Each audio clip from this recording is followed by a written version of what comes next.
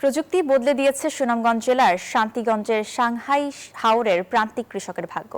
Solar সেচ pump স্থাপনের ফলে এক ফসলি জমিতে এখন ফসল ফলছে দুইবার। আমন ধানের জমিতে চাষ হচ্ছে বোরো ধানও। দ্বিগুণ লাভের আশায় খুশি চাষিরাও।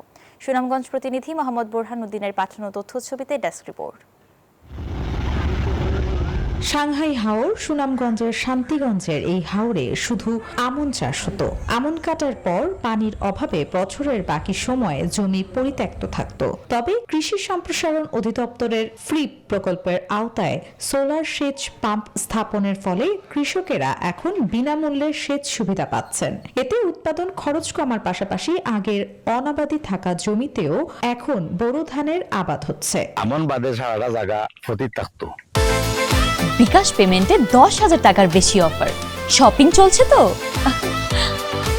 এটা আমরা কিচ্ছু ফলাইতাম পারতাম না। গুরু আয় পরামর্শে আজকে এই সরকারের এই অবদান দেওয়ায় আমরা দ্বিতীয়বার একটা ফসল উড়াইতেছি। কিছু সহযোগিতায় সেচ পাম্প প্রদর্শনী দেওয়া হয়েছে।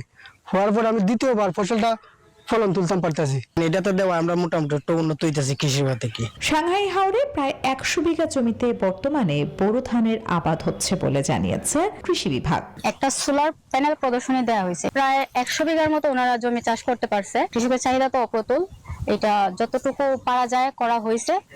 ভবিষ্যতে আরো আমরা চেষ্টা করব করার। সূর্য শক্তি এবং সোলার সিস্টেমের মাধ্যমে চলছে, যার ফলে কৃষকরা এখান থেকে এক ফসলি জমিকে তারা দুই ফসলে রূপান্তরিত করতে পেরেছে। পর্যায়ক্রমে প্রতিটি ইউনিয়নে এই প্রকল্প বাস্তবায়ন করা গেলে হাওর অঞ্চলে কৃষি অর্থনীতিতে বৈপ্লবিক পরিবর্তন আসবে প্রত্যাশা কৃষি কর্মকর্তাদের। Desk report, news 24।